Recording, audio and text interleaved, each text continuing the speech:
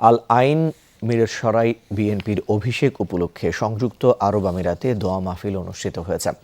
আল আইনের স্থানীয় একটি হোটেলে হলরুমে হয় এই আয়োজন। এ সময় খালেদা জিয়ার রোগ মুক্তি ও কারা মুক্তির দাবিতে আলোচনা সভা এবং দোয়া হয়। সংগঠনের সভাপতি মোহাম্মদ জাকারিয়া সভাপতিত্বে সঞ্চালনা করেন সাধারণ সম্পাদক জহিরুল আমিন চৌধুরী তানসেন। প্রধান অতিথি ছিলেন আল আইন বিএনপির সভাপতি শওকত ওসমান রানা। প্রধান বক্তা ছিলেন ইউএই বিএনপির সাবেক যুগ্ম সম্পাদক এইচ.এম. ফারুক হোসেন। বিশেষ অতিথি ছিলেন আল আইন বিএনপির সাধারণ সম্পাদক আতাউর রহমান আতা, সিনিয়র সহসভাপতি কাজী ফারুক, মিরসরাই বিএনপির প্রধান উপদেষ্টা টিপু সুলতান, আল আইন বিএনপির আব্দুল হান্নান সহ অনেকে। আরও উপস্থিত ছিলেন দেশটিতে বসবাসরত বাংলাদেশিরা।